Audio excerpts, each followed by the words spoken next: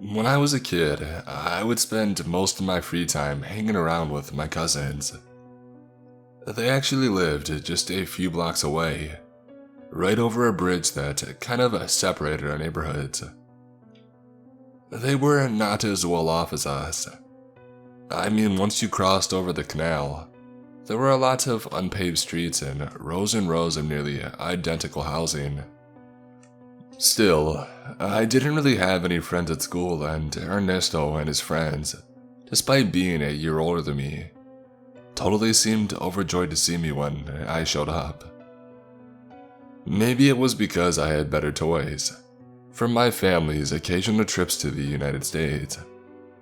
Maybe it's because I looked up to them and constantly praised them for being friends with me. We would mostly play street games like football, softball, and tag. Sometimes I would just watch TV at Ernesto's. We were both huge into early anime like Manziger, Sanseiya, Moonlight Mask, Astro Boy, and Macross, all dubbed in Spanish of course. Then there was Ernesto's little sister, my cousin Alma.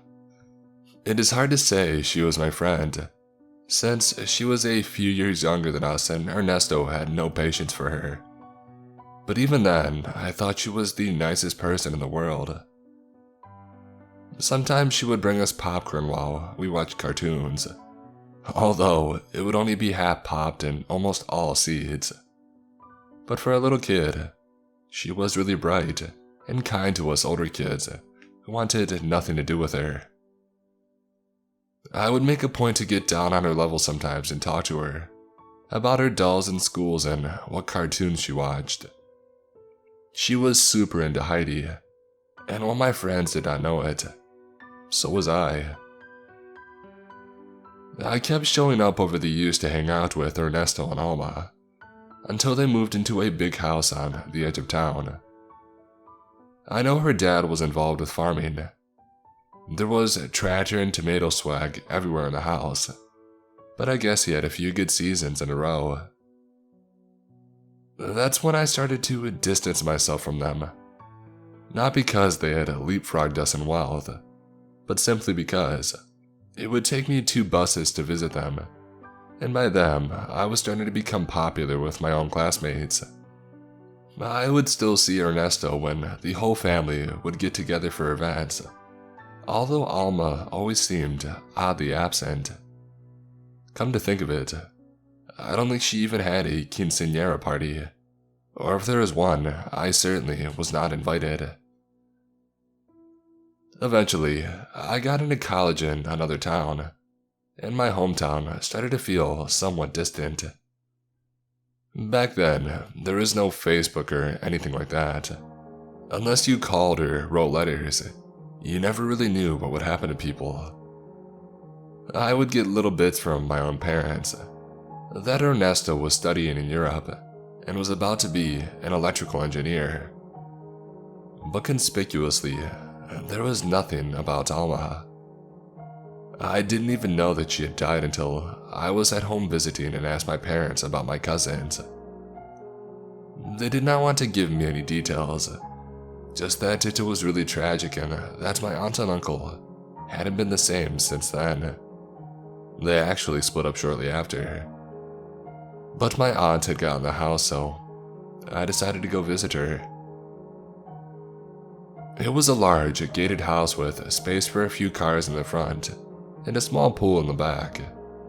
Not exactly the home of somebody wealthy, but even upper middle class sometimes felt rare where I was from.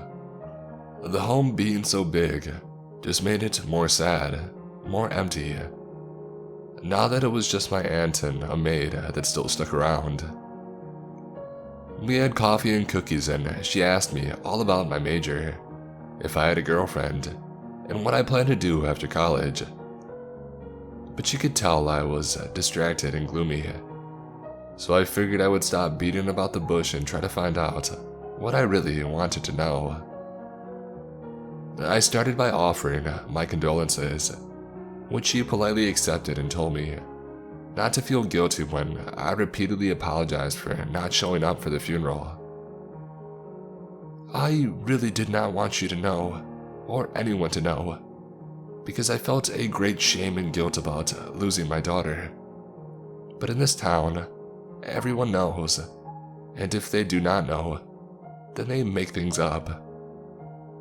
I really do not know how much longer I want to live here. Just long enough, then it doesn't seem like I ran away like my husband did right after the divorce, or like my son who won't come back. He spends every break checking towns in Europe off his list. I apologized to my aunt and asked for my uncle's contact information so I could also tell him how sorry I felt. He doesn't deserve your pity. All of this, it is his fault. I know it in my heart of hearts. Nobody told you what happened because it was too awful. But somebody needs to know what I know. What that awful man did to our little Alma. Shortly after we moved into this house, she started coming to me with bruises and scratches. She said that she would wake up with them. She would tell us that this house was haunted, and I would tell her not to be silly. This house was barely a year old. But the bruises and scratches, those were real. I would treat them and send her to school all covered up, so nobody suspected that we were doing something to her. I told my husband about it, and he seemed to get really angry. "What did you guys do?" I asked my aunt. "Well, back then, we were doing really well for ourselves. My husband had made some deals and sold some of his land, and we were flush with cash. So we hired a chauffeur to watch over our daughter. Anyone who grew up where I grew up knew what that meant. Yes, it was somebody to drive her around, but it also usually meant a middle-aged ex-cop who carried a gun. Somebody to prevent your kids from being mugged or kidnapped. When we had hired the chauffeur, things got better for a while. He would stand guard by her door or by her window. But a few days later, things had gotten even worse. Bruises, scratches, they were even more vicious. My heart sank hearing this. The thought of little Alma going through this was the saddest, most sickening thing I'd heard. I told my husband again, who was always traveling to make money and was never around anymore, and he said that Alma must be crazy. She must be doing it to herself. I thought he was right. We replaced the staff in the house a few times, even replaced her chauffeur, so we knew nobody was abusing her. And no matter what precautions we took, she was still getting injured. So we sent her off to Chihuahua to a sort of sanatorium run by nuns. I guess you must know that she didn't last the year there. She got out and was found dead at the bottom of a cliff. I gasped and I clenched my fist. I was super angry, but I did not know who to be angry at. Even being angry at my uncle felt weird. Like there is no way he had anything to do with this. I'm sorry to ask, but what happened then, Tia? My aunt took a deep breath and continued. Well, before sending her off, we did our best to spend as much quality time with Alma as we could. Even her dad was around for that final week. We went places, we did things, and we took dozens and dozens of pictures all over the house.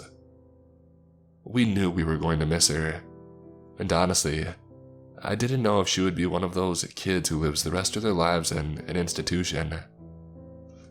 After she died, the businesses started to go bad, and the cash stopped flowing. My husband was not traveling anymore. All he wanted to do was drink and fight, and blame Alma for ruining everything. His self-pity, his bitterness towards our dead daughter. And it was too much to bear, so I asked for a divorce. He is a proud man, as you know, and also stubborn, but he gave up instantly. He let me keep the house, keep the cars, and moved out telling me that it is fine. He does not need us anymore. At this point, maybe he settled down with somebody else. Who cares? And for me, I just went back to teaching. My aunt was really sad at this point, but I could tell it would be worse if I asked her to stop. She needed to talk, and I needed to understand what had actually happened. Well, like I said, he was no longer in my life, and with Ernesto in Europe and most of the staff we had gone, it got lonely around here.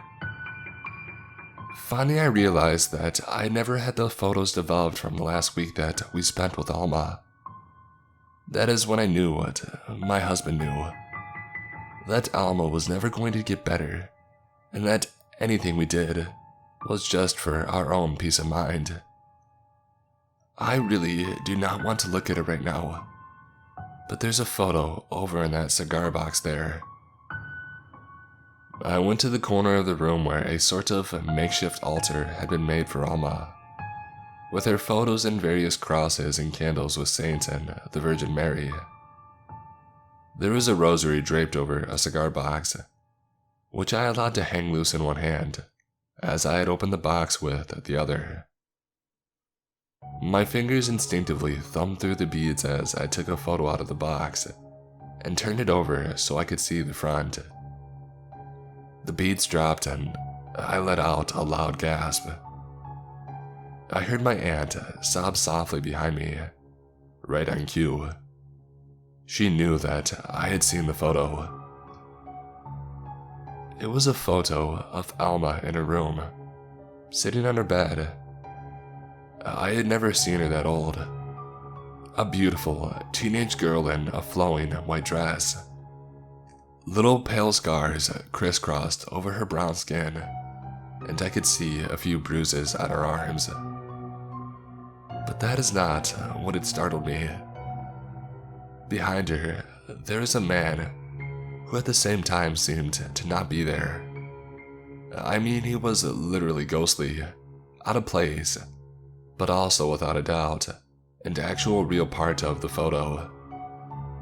Even these days, I do not think anyone could Photoshop something so uncanny, so unreal yet convincing, beyond a shred of a doubt. He was dressed in clothes from the colonial days in a dark, expensive, embroidered coat, and with a white, ruffled collar. His pale, bearded face was twisted, hateful, with his eyes reflecting the flash of the camera and peering down at Alma.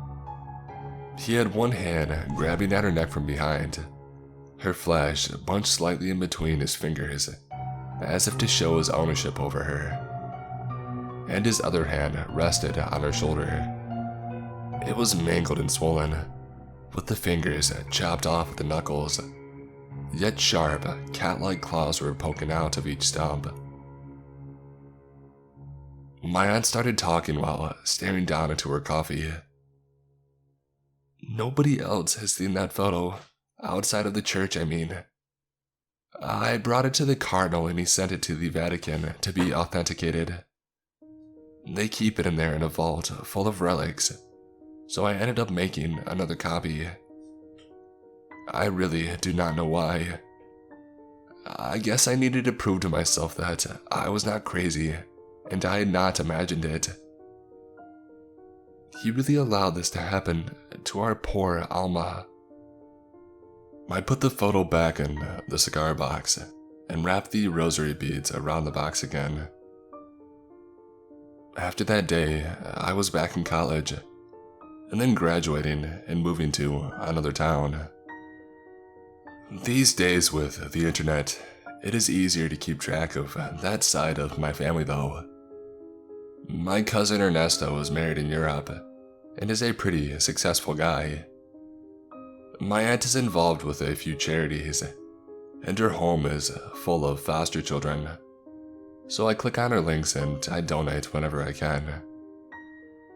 And my uncle. Something happened to him a while back, and I can only find references to it in archived tabloids. I guess he owed the wrong guys a lot of money, and they finally caught up to him. It was only news for its brutality and its sensationalism. By then, he was a nobody. There is a photo in those archives, classic exploitation tabloid front page stuff, of him tied up and bruised and covered in scratches. But the scratches are long and thin, almost cat-like. Seeing the photo did not upset me though. I hardly felt anything looking at it. For sure, it was not the most awful photo I had ever seen.